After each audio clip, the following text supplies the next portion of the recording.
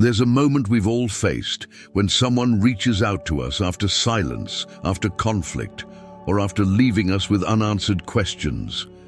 That notification pops up. Their name appears on your screen. Your heartbeat quickens. Thoughts flood your mind. Why now? What do they want?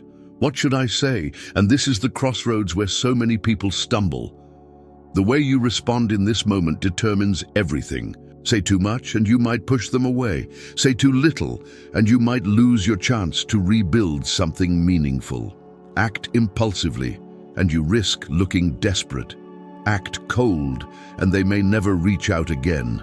People make the same mistakes over and over in these moments, not because they're foolish, but because emotions cloud judgment. They let anxiety, hope, or unresolved wounds dictate their response. And the worst part, most don't even realize the damage they're doing until it's too late. But here's the good news.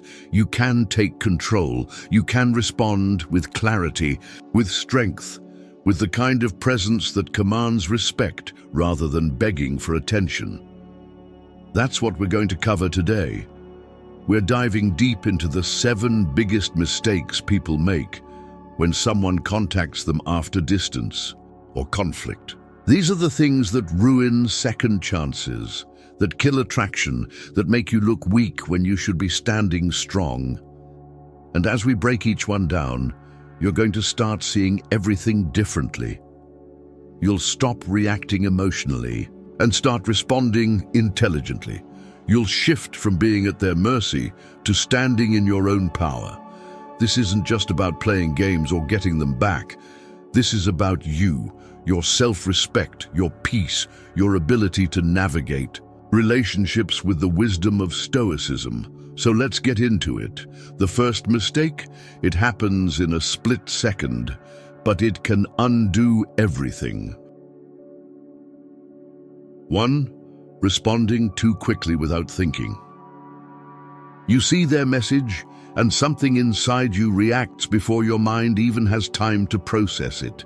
Your fingers hover over the keyboard, ready to type out a response, ready to engage, ready to seize this moment before it slips away. But stop for a second and ask yourself why. Why do you feel this need to respond immediately? Is it because you're excited, nervous, afraid of missing an opportunity? Or is it something deeper, something rooted in a fear of silence, a fear of losing control over the situation? Most people don't recognize this pattern in themselves. They assume that responding quickly is simply a sign of good manners, of enthusiasm, of keeping the conversation flowing. But beneath that surface lies a different reality, one where speed is often driven by insecurity. The moment you respond too quickly, you give away more than just words. You reveal your emotional state. You show them that their message holds power over you. You show them that, whether consciously or not, you have been waiting, anticipating, hoping for this moment to come. And in doing so, you hand over the control of the interaction. But what does it really mean to have control in a conversation like this? It doesn't mean playing games. It doesn't mean waiting exactly 3 hours to respond just to appear busy. And it doesn't mean manipulating the situation. Control in this context means being the master of your own emotions rather than a servant to them. It means pausing long enough to make a decision based on clarity, not impulse. When someone reaches out to you after time apart, after distance, after unresolved tensions, there is always a reason. But that reason is not always what you want it to be. And if you respond before you have even given yourself the chance to understand what's happening, you risk walking into a situation blindly. Take a step back and think, what is the nature of their message? Is it casual, indifferent, as if nothing ever happened? Is it an apology, an attempt to mend something that was broken? Or is it a breadcrumb, just enough to keep you wondering, to test whether they still have access to your attention? Each of these messages carries a different meaning, and each requires a different kind of response, or in some cases, no response at all. But you cannot determine the right response if you are too caught up in the immediate gratification of seeing their name pop up on your screen. This is where Stoicism becomes invaluable. In Stoicism, we are taught to detach from immediate emotional reactions, to observe our impulses without being ruled by them. When someone contacts you unexpectedly, your first reaction is just that, a reaction. It is not yet a decision. The ability to pause, to resist the urge to respond immediately, gives you the space to reflect. It allows you to ask yourself, what is my goal here? What do I want out of this interaction? Do I even want to engage, or am I responding out of habit? Most people never ask themselves these questions. They assume that if someone reaches out, they must reply, as if responding is an obligation rather than a choice. But you are not obligated to do anything. You are not bound by their timing, their expectations, or their agenda. You have the right to take a moment, to breathe, to think, to decide what is best for you before allowing yourself to get pulled into an exchange that may or may not serve you. And let's talk about perception for a moment. Because whether you intend it or not, the speed at which you respond communicates something. If you reply instantly, you send a message, not through your words but through your behavior.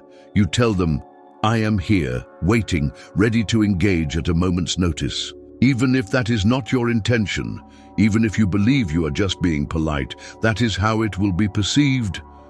Contrast this with a response that is thoughtful, intentional, given at a time of your choosing. That response signals something different: confidence, self-respect, a life that is not revolving around their presence or absence. There is a reason why in Stoic relationships, emotional discipline is a core principle. Stoicism teaches us that our inner world should not be dictated by external forces. If someone reaching out to you has the power to completely disrupt your peace, to make you jump into action without thought, then you are not in control. You are being controlled. And in any dynamic, whether romantic or otherwise, the person who maintains control over themselves is the person who commands the most respect. But let's be clear, waiting to respond is not about pretending to be uninterested. It is not about following some arbitrary rule like wait exactly 5 hours before replying. It is about cultivating genuine patience, about allowing yourself the space to make a conscious choice rather than a knee-jerk reaction. Imagine a situation where, instead of immediately replying, you take a deep breath, you set your phone down, you go about your day, you allow yourself the freedom to experience your own emotions without rushing to resolve them through external validation. And when you do respond, it is from a place of strength, not from a place of longing or uncertainty. Think about the last time you responded too quickly. What happened? Did the conversation feel balanced, or did it feel like you were chasing their attention? Did you leave the exchange feeling in control, or did you feel like you had given too much of yourself away? These moments teach us valuable lessons that we can either learn from or repeat. And if you keep finding yourself in the same cycle, if you keep responding instantly and feeling dissatisfied afterward, then maybe it's time to change your approach. So the next time this happens, when you see their name light up your screen, pause, take a breath. Ask yourself what you want from this conversation before you let their message dictate your next move. Because in that moment, you have a choice. You can be reactive or you can be intentional. And the difference between the two is the difference between being controlled by your emotions and mastering them. Understanding this is a game changer. It shifts the way you engage with others. It makes you more composed, more respected, more in tune with your own needs, rather than constantly adjusting to theirs. And when you develop this mindset, you stop making the mistake of responding too quickly. Not because you're playing games, but because you've realized that your time, your energy, and your emotional well-being are worth more than a rushed response. Now let's move on to the next mistake, because even if you master the art of waiting before responding, there is still a critical way that emotions can take over and sabotage everything. And this is where most people fall apart, without even realizing it. 2. Letting emotions take control. Your phone buzzes, and before you even read the message, your body reacts, your heart rate increases, your mind races with possibilities. Is this good news? A second chance? A test? A trick? And in that moment, whether you realize it or not, your emotions begin dictating your response. This is where most people lose control, not because they lack intelligence, but because they let their emotions take the lead. But what if I told you that how you feel in that moment is not necessarily an accurate reflection of reality? What if I told you that the surge of excitement, the rush of adrenaline, or even the pang of anxiety is nothing more than a physiological response, not a truth? Most people don't pause long enough to make that distinction. They let their emotions hijack their actions, and in doing so, they often ruin whatever opportunity may have existed. Think about it. How many times have you sent a message in an emotional state and later regretted it? How many times have you let anger, desperation, or even joy push you into saying something you wouldn't have said if you had just waited? This is what happens when we operate from impulse rather than from a place of calm, collected awareness. And it is the opposite of Stoicism. The Stoic approach to relationships, Stoic relationships, is not about suppressing emotions, but about mastering them. It's about recognizing that emotions are natural, but they are not necessarily guides for the best course of action. The problem is, when emotions take control, we lose perspective. A simple message, something as casual as, "Hey, how have you been?" can suddenly feel like a lifeline, a doorway back into something you thought was lost. And when you feel that way, your response is no longer about what's best for you, it's about satisfying the emotion of the moment. If you're excited, you might overcompensate, pouring out your feelings too quickly. If you're hurt, you might respond with passive aggression or coldness, trying to protect yourself. If you're anxious, you might send multiple messages, trying to clarify or seek reassurance. And in every one of these cases, your emotions have dictated your behavior instead of your wisdom. The key to avoiding this mistake is simple in theory, but difficult in practice.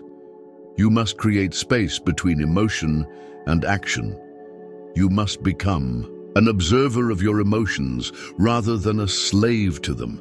When you see their message, the first step is not to reply, it's to recognize how you feel. Does this message make you feel hopeful, nervous, angry? Does it trigger old wounds, or does it give you a sense of control? Sit with that feeling for a moment, acknowledge it, and then remind yourself, just because I feel this way does not mean I have to act on it. The great Stoic philosopher Epictetus once said, "It's not what happens to you, but how you react to it that matters." This is the essence of emotional control. It is not about eliminating emotions, but about refusing to let them dictate your next move. But let's take this a step further, because here's the part people don't talk about. The way you handle emotions in this moment sets the tone for everything that follows. If you respond emotionally, you are no longer in control of the conversation. They are. You are playing their game on their terms, reacting to their timing. But if you respond from a place of emotional discipline, you shift the power dynamic. You show that you are not easily swayed, that you are not looking for external validation, that your peace is not dependent on their words. And that kind of presence is powerful. It makes people respect you. It makes them think before they speak to you, because they know you are not someone who can be manipulated by the push and pull of emotions. Now, let's talk about the specific ways emotions take control and how to counter them. The first is excitement. When someone reaches out after a long time, especially if it's someone you've missed, it's easy to get caught up in the idea that this means something bigger than it actually does. You might read too much into their words, assuming that a simple message means they want to reconcile, that they've been thinking about you non-stop, that everything is about to fall back into place. And because of that excitement, you might respond too eagerly, too openly, revealing your hand too soon. But what if their message was just casual? What if it was just a moment of boredom for them? If you respond with too much enthusiasm, you risk setting expectations that they never even intended to create.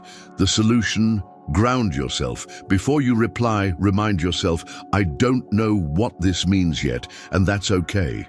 I don't need to rush to a conclusion. I will respond with the same energy I received, nothing more. Then there's anger. Maybe this person hurt you. Maybe their sudden reappearance feels insulting, like they're just checking in to see if they still have access to you. The natural instinct is to lash out, to call them out, to make sure they know that you know what they did. But pause. Is this anger productive? Will it change anything? Or will it just hand them proof that they still have an emotional hold over you? True power is in being unaffected. When someone expects you to be angry and you are calm instead, it forces them to reevaluate everything they thought they knew about you. And more importantly, it keeps you in control of your own emotions rather than letting them dictate your actions. And then there's anxiety.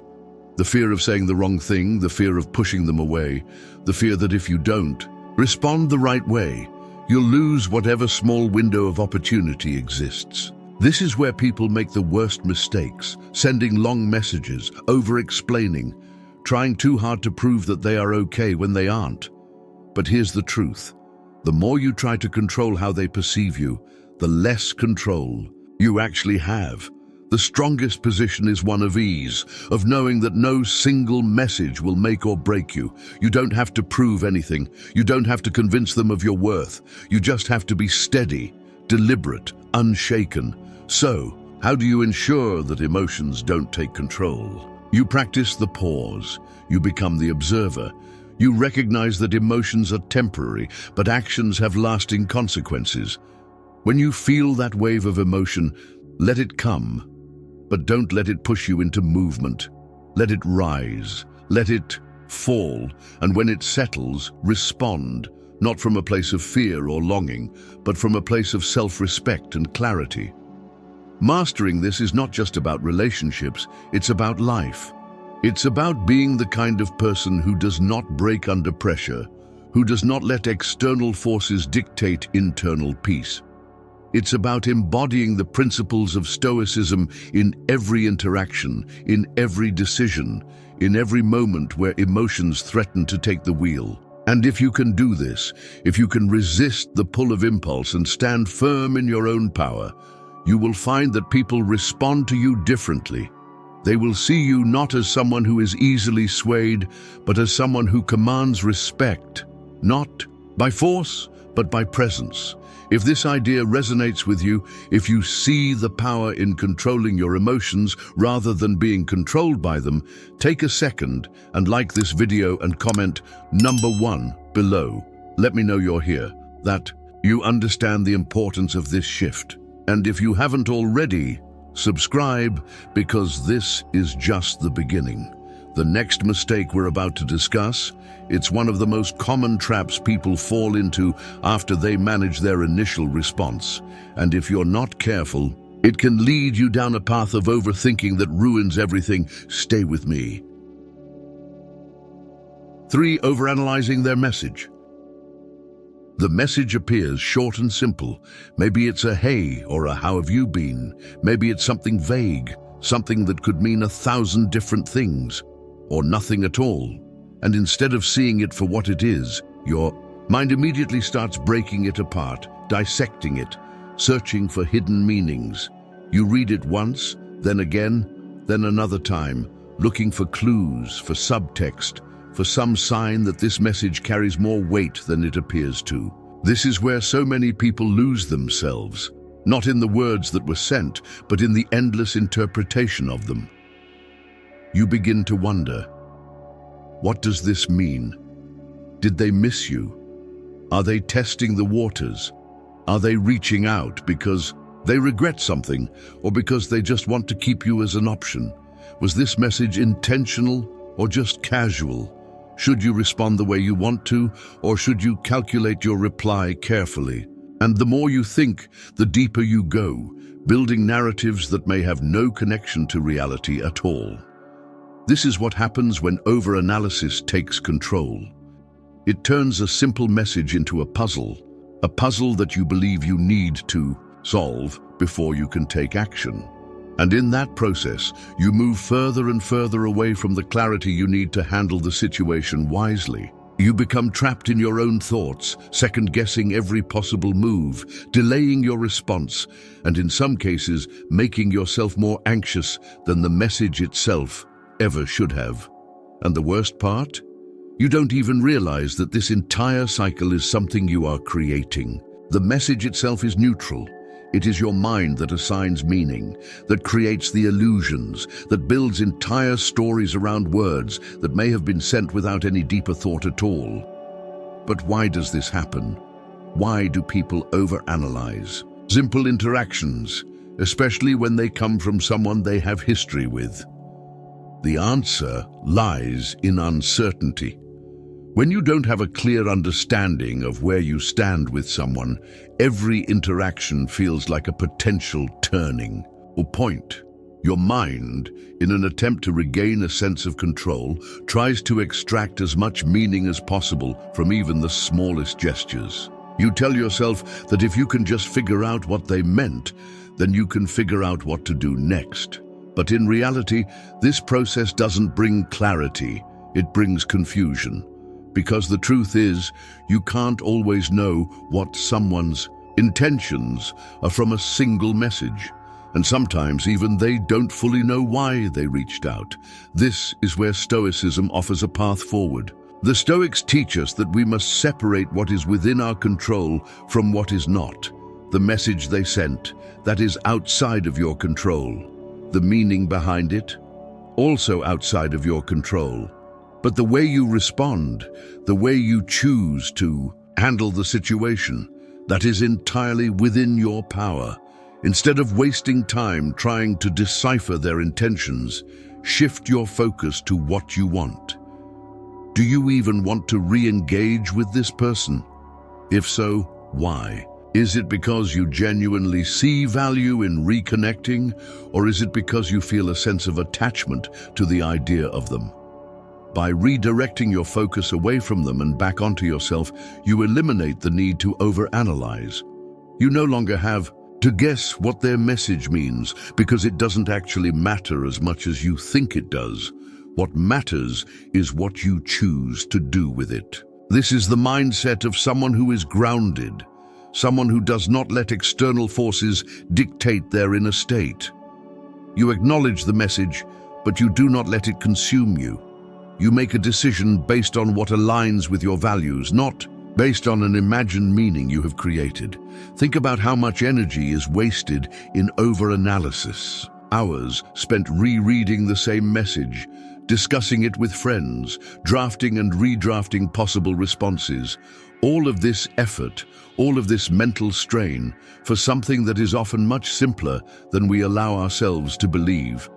The person who sent the message may not have thought about it nearly as much as you have.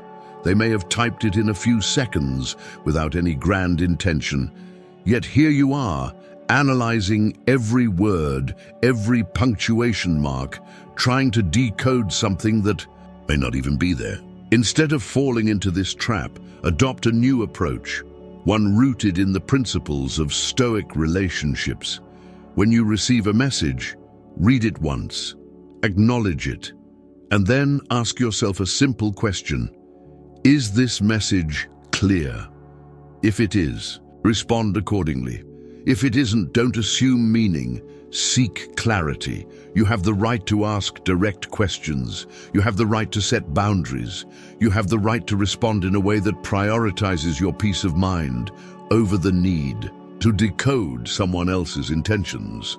The most powerful position in any interaction is one of certainty. Not certainty about them, but certainty about yourself. When you know who you are, what you want, and what you will and will not tolerate, you do not need to overanalyze. You do not need to play detective, searching for hidden meanings in someone's words. You can simply take things at face value, respond with confidence, and move forward, either with them or without them. This shift in perspective changes everything. It frees you from the mental exhaustion of overthinking.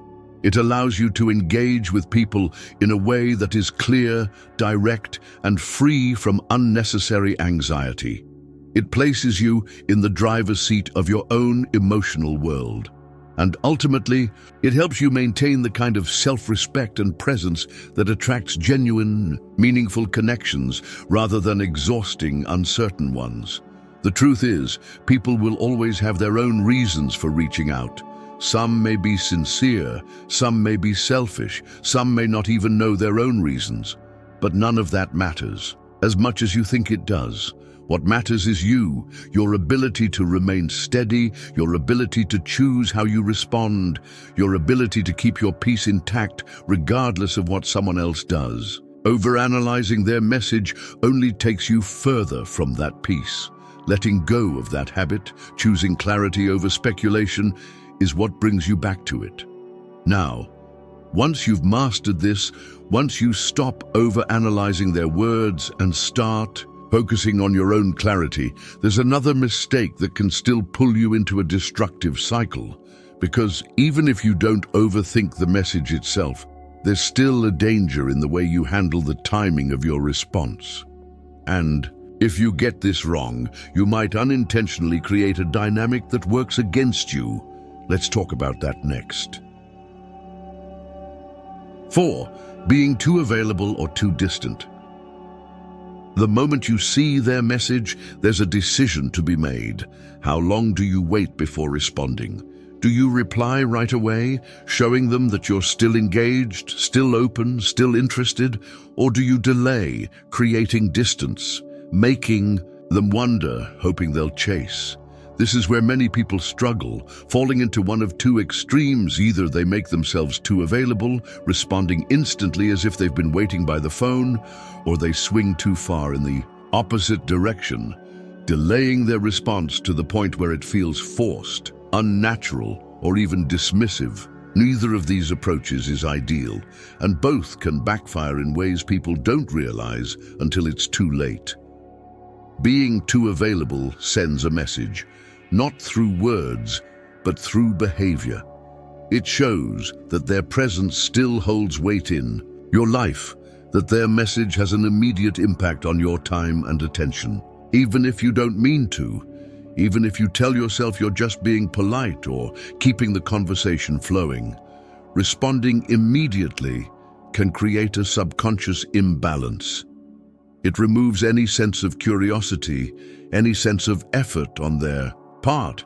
There's no space for them to wonder how you feel, because your instant response tells them everything, that you are still there, still engaged, still emotionally invested. And while responsiveness is not inherently a bad thing, the problem arises when it's one-sided, when you are making yourself available without requiring them to do the same. On the other hand, playing hard to get, forcing distance just for the sake of it is just as damaging. If you deliberately take too long to respond, not because you're genuinely busy, but because you're trying to create an illusion of detachment, people can sense it.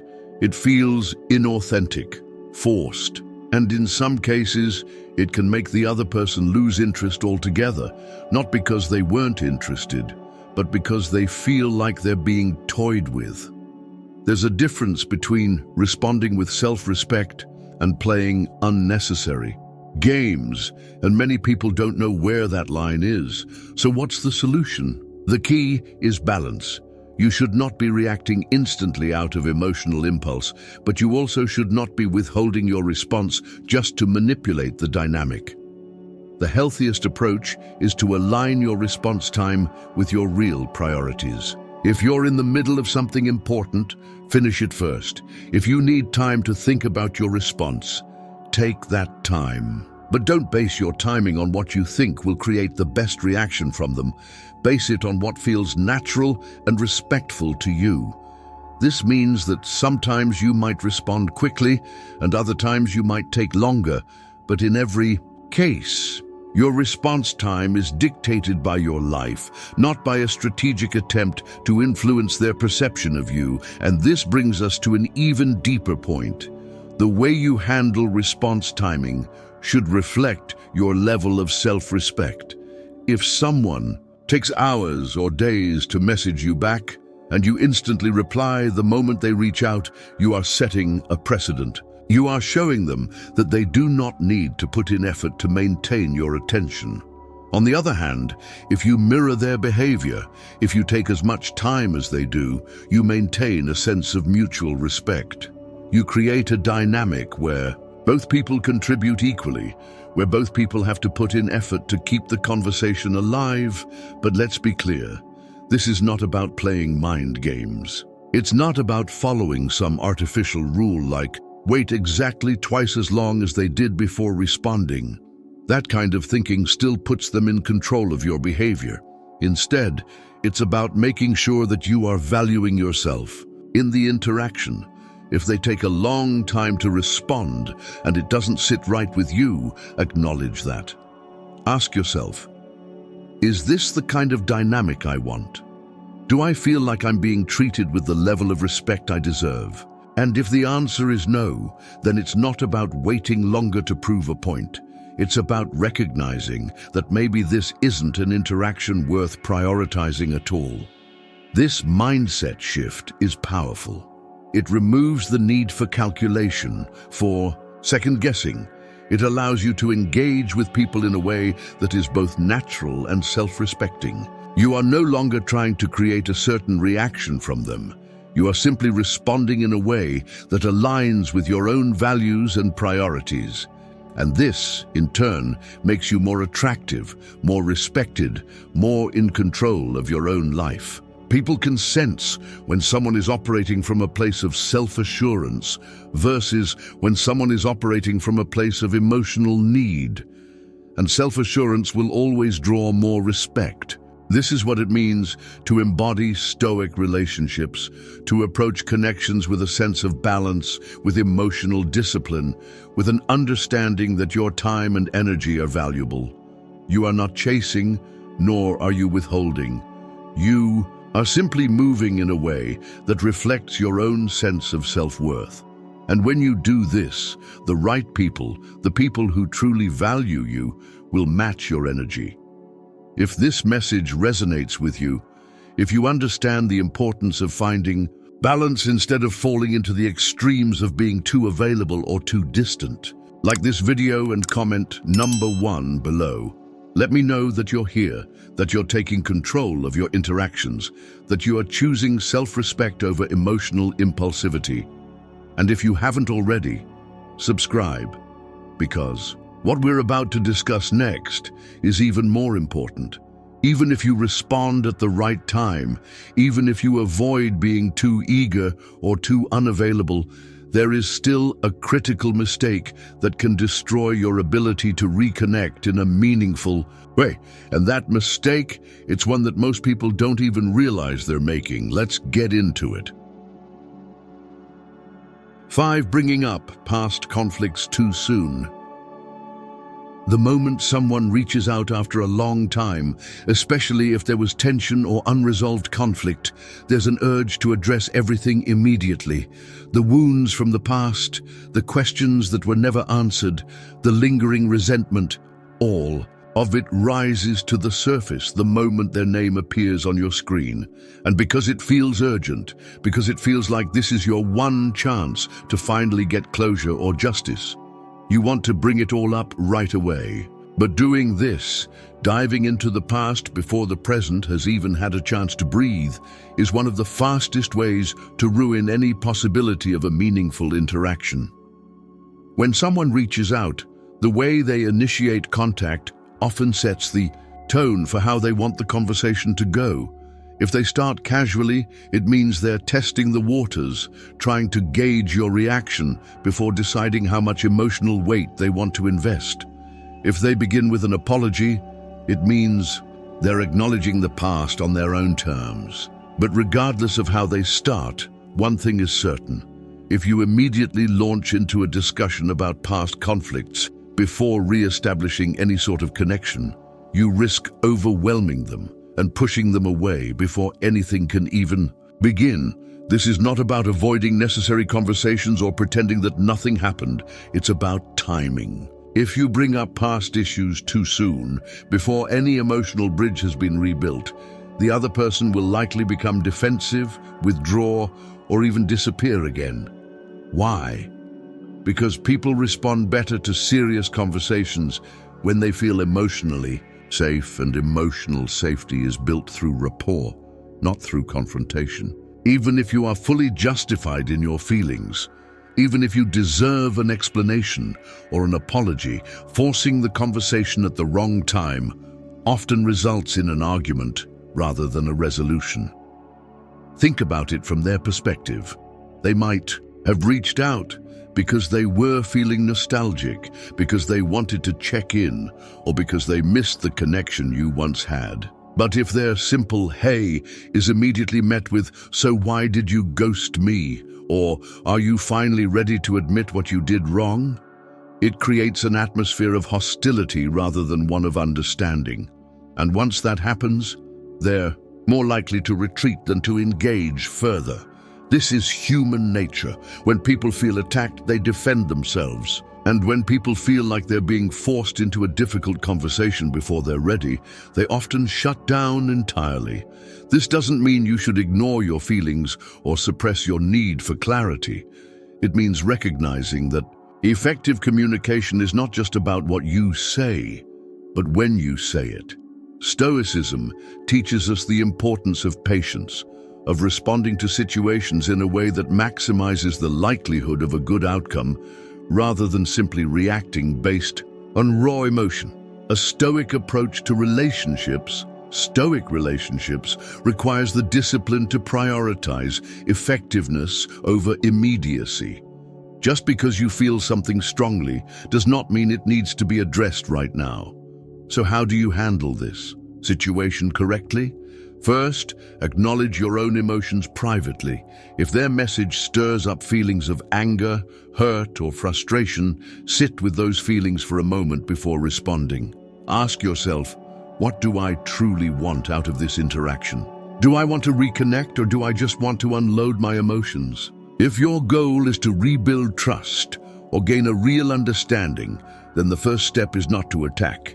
It's to establish a foundation where an honest conversation can happen. Second, mirror their tone. If they start light and casual, respond in a way that keeps the door open rather than slamming it shut. This does not mean pretending that everything is fine, but it does mean choosing a response that invites conversation rather than shutting it down. If they eventually open the door for a deeper discussion, then you can address past conflicts in a way that is calm, measured, and constructive. If they never open that door, that itself is an answer. It tells you that they are not ready or willing to take responsibility, and in that case, you have to decide whether engaging with them is even worth your time. Another key element of handling past conflicts wisely is letting the present moment reveal the truth rather than forcing it out. Often, people's actions tell you everything you need to know. If someone reaches out but makes no effort to acknowledge past mistakes, it might mean they have no intention of taking accountability. If they are vague, avoidant, or dismissive, that is also information. You don't always have to confront someone directly to get clarity. Sometimes, simply observing their behavior gives you all the insight you need. Many people believe that the only way to heal from a painful past is by getting the other person to admit their wrongdoing, apologize, or explain themselves. But the truth is, closure is not something someone else gives you. It is something you create for yourself by accepting reality as it is, rather than as you wish it would be. If they are willing to have a real conversation, great. But if they are not, that is its own kind of closure. The realization that some people will never give you the resolution you seek, and that your peace cannot be dependent on them. This is where emotional mastery comes into play. The ability to control when you bring up difficult topics is just as important as the ability to express them at all. Being strategic with your timing does not mean being manipulative. It means being smart. It means recognizing that people are more receptive to difficult conversations when they feel a sense of connection first. It means understanding that a conversation that happens too soon in the wrong emotional environment is not a productive conversation at all. Imagine you're trying to fix a bridge that was broken. If you immediately start hammering at the weak spots before stabilizing the foundation, the entire structure collapses. But if you first rebuild some of the structure, reinforcing what is still intact, then you can address the weak points without causing the entire thing to fall apart. Conversations about past conflicts work the same way. If you go in too soon, the entire interaction crumbles. But if you establish a stable foundation first, you create the possibility of real repair. So, before you bring up the past, ask yourself, is this the right time? If the connection is not yet strong enough to handle a serious discussion, then waiting does not mean avoiding. It means choosing the moment that will actually lead to progress rather than resistance. And if the right moment never comes, that, in itself, tells you everything you need to know. This shift in approach changes everything. It allows you to engage with people from a place of strength rather than emotional reactivity. It ensures that when you do address difficult topics, they are addressed in a way that leads to real understanding rather than unnecessary conflict. And most importantly, it puts you in control, not just of the conversation, but of your own emotional state. Once you master this, you begin to navigate relationships with a sense of ease rather than urgency. You stop feeling the need to force conversations before they're ready to happen. You stop placing your peace in the hands of another person's willingness to take accountability. And you start realizing that real power is not in getting someone else to validate your pain. It's in knowing that your peace does not depend on them at all. Now, even if you handle the timing of conflict resolution correctly, there's another mistake that can sabotage everything. Because even if you build a bridge, even if you re-establish some level of connection, there's still a danger in expecting too much, too soon. And if you fall into that trap, you might end up losing your sense of control all over again. Let's talk about that next. 6. Seeking instant closure or validation. When someone reaches out after a period of silence, it's natural to want answers. Why now? What changed? What does this mean? You want to know where you stand, what their intentions are, and whether this is a sign of something real or just a temporary moment of curiosity on their part. And because of that deep desire for clarity, many people make the mistake of seeking instant closure or validation, pushing too hard for an immediate resolution, expecting everything to be neatly wrapped up in one conversation. But this is a trap, and falling into it often leads to disappointment, frustration, and even more confusion than before. Closure is something people chase because they believe it will bring them peace. They believe that if they can just get a clear answer, if the other person would just admit they were wrong, apologize, explain themselves, or confirm that they still care, then the emotional weight they've been carrying will finally disappear. But the truth is, real peace does not come from external validation. It does not come from what someone else says, does, or doesn't do. It comes from within. It comes from your ability to accept reality as it is, rather than as you wish it would be. And this is where Stoicism becomes so powerful. The Stoics teach that we should never place our emotional well-being in the hands of another person. We should never allow someone else's words, actions, or lack of response to dictate our sense of peace. And yet, this is exactly what happens. When you demand closure too soon, the mistake most people make is thinking that the other person owes them closure. That if they were hurt, they deserve an explanation. That if they were left without answers, the only way to move forward is to get those answers. But the hard truth is this: closure is not something you get, it's something you create. You do not need their validation to confirm your worth. You do not need their apology to heal. You do not need their confession of feelings to know whether or not you want them in your life. The need for immediate closure is a need for control, a desire to make sense of something that feels unresolved. But life is messy, people are unpredictable, and sometimes you won't get the answers you want. The real question is, can you be okay with that? When you seek validation too soon, you put yourself in a weak position. If they sense that you are desperate for answers, they have the power to withhold them. If they see that you need reassurance, they can give you just enough to keep you hooked, without actually committing to anything real. And when you push for closure too quickly, you rush a process that often needs time to unfold naturally. Sometimes the truth reveals itself not in words, but in actions. Not in what they say in the heat of a conversation, but in how they show up over time. If they are serious about reconnecting, they will prove it through consistency.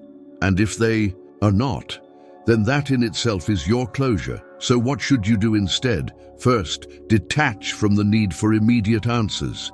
Accept that you do not have to solve everything right now. Allow yourself to observe rather than control. If they reach out, let the conversation flow naturally. If they are genuinely interested in rebuilding something, their actions will make that clear over time. If they are just testing the waters or seeking temporary validation for themselves, that will also become evident without you having to force a confession out of them. Second, remind yourself that closure is something you give to yourself. If someone disappeared from your life without explanation, if they hurt you without accountability, then the closure is recognizing that they showed you who they are. The closure is realizing that you deserve people who are clear about their intentions, people who respect your emotions without you having to beg for it. The closure is deciding that your peace is more important than getting an answer from someone who may never be capable of giving it to you. This shift in mindset is what separates people who stay stuck in emotional limbo from those who reclaim their power. When you stop chasing validation, when you stop pressing for instant closure, you become free. You are no longer at the mercy of their response. You are no longer waiting for their words to determine how you feel about yourself. You take back control, not just of the situation, but of your own emotions, your own sense of worth, your own ability to move forward regardless of what they do or don't say. Think about the last time you pushed for answers. Did it actually make you feel better, or did it just create more frustration?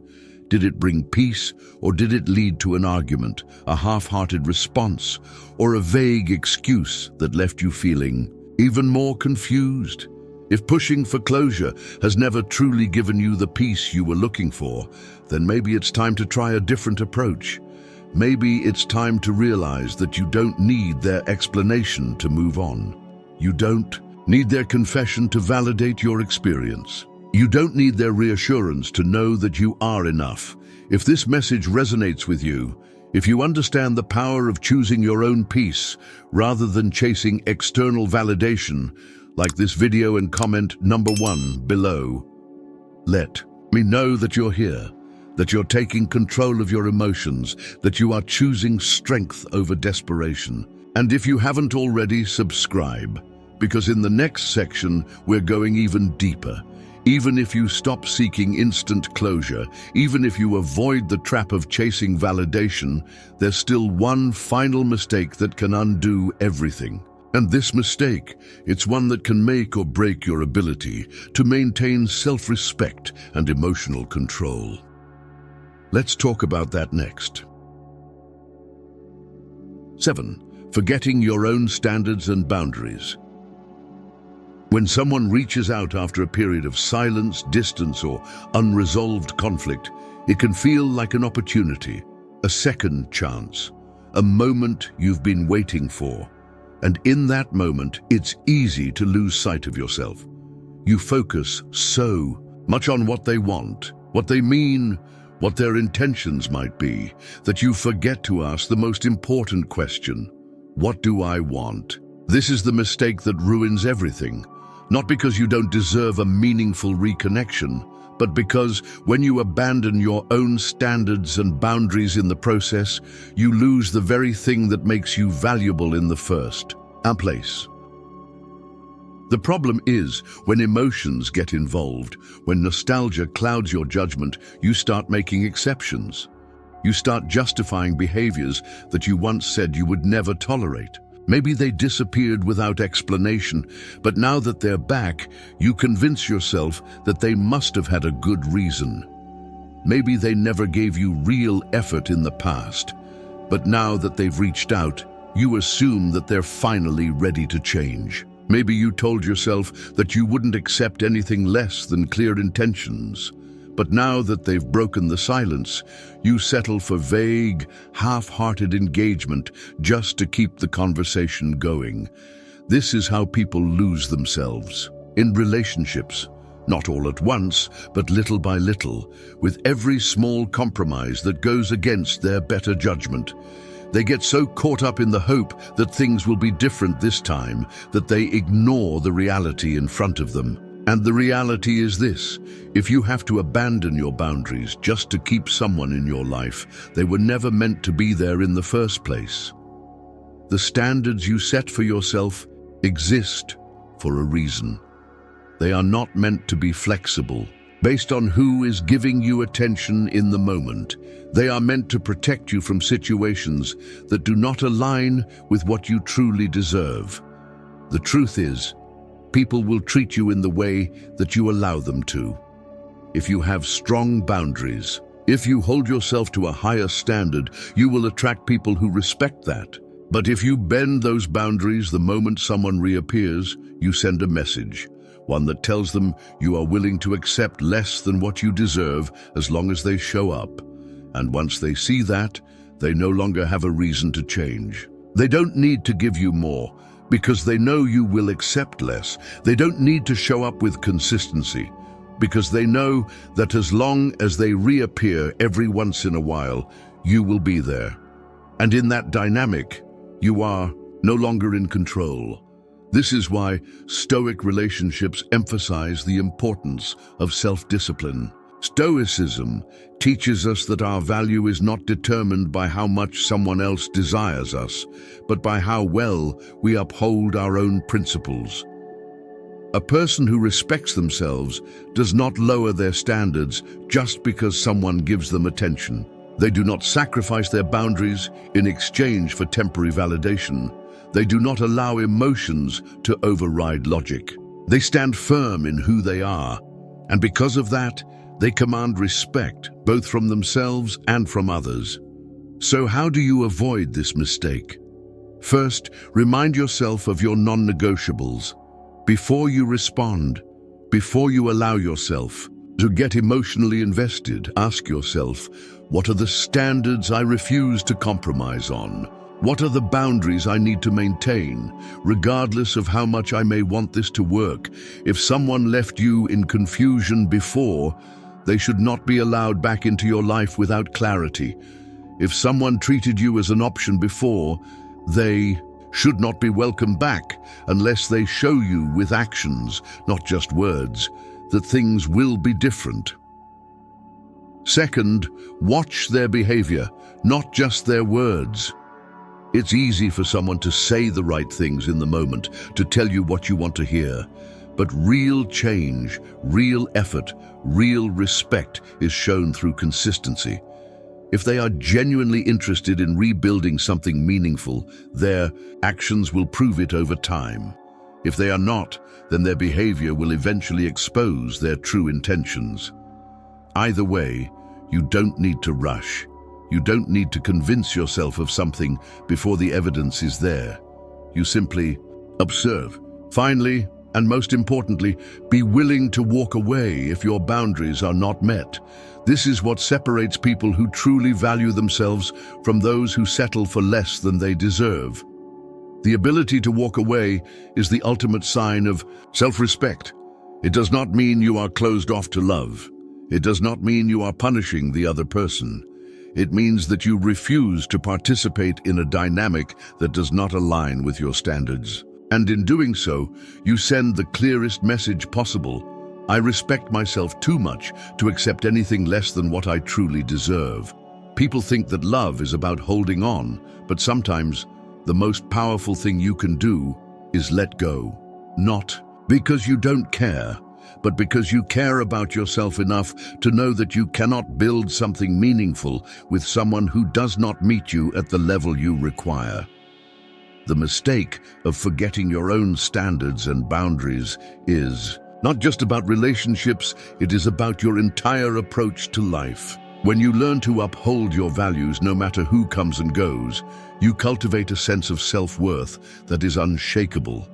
And from that place, you no longer fear losing people, because you know that the right people, the ones who truly value, you will never require you to compromise your dignity just to keep them around. Once you understand this, once you truly embody this mindset, you become a different kind of person. You stop chasing. You stop settling. You stop making excuses for people who show you through their actions that they are not capable of giving you what you deserve. Instead, you stand firm, you let time reveal the truth, and you choose yourself again and again, no matter what anyone else does. That is where real power lies. That is how you build relationships that are based on mutual respect rather than on emotional compromises. And that is how you ensure that no matter who reaches out, no matter what they say, you remain in control, not just of the interaction, but of your own life. Every message, every unexpected reach out, every moment where someone from your past resurfaces presents a choice. Not a choice about them, but a choice about you. Will you react impulsively, or will you respond with clarity? Will you let emotions dictate your actions, or will you remain steady in your own self-respect? Will you overanalyze, seek instant closure, or lower your standards just to keep someone engaged? Or will you stand firm, uphold your boundaries, and let time reveal what is truly meant for you? These are the questions that define how you handle these situations, not just once, but every time they happen. Because they will happen. People will reappear. People will test your emotional discipline. People will, whether consciously or not, try to gauge whether you are still someone they can access at their convenience. And your response will set the tone for everything that follows. Mastering these moments is not about playing games. It is not about manipulating outcomes or strategizing your way into keeping someone's interest. It is about embodying a mindset of strength, emotional control, and unwavering self-worth. It is about understanding that not every message requires a response. Not every conversation needs to happen on their terms, and not every unresolved feeling must be addressed the moment they decide to reach out. It is about knowing that true power in relationships does not come from chasing, convincing, or proving. It comes from being so grounded in yourself that you do not need external validation to feel secure. This is the essence of Stoicism.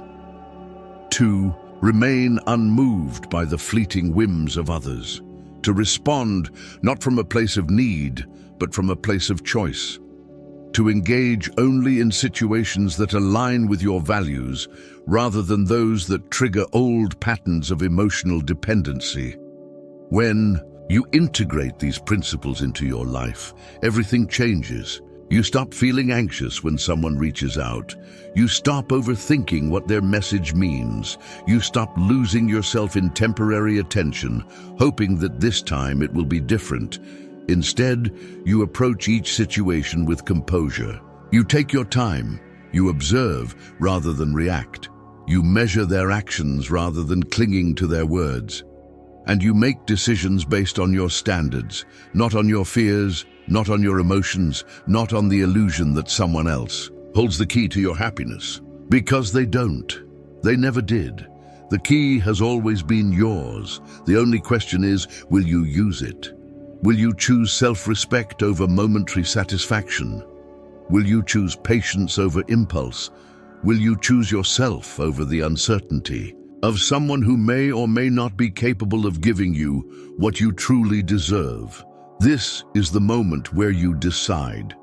Because the next time someone reaches out, the next time a message appears on your screen, the next time you feel that rush of emotions pulling you toward an impulsive response, you will remember what we talked about today. You will pause, you will breathe, and you will choose. Wisely, intentionally, powerfully. That is how you win, not just in relationships, but in life.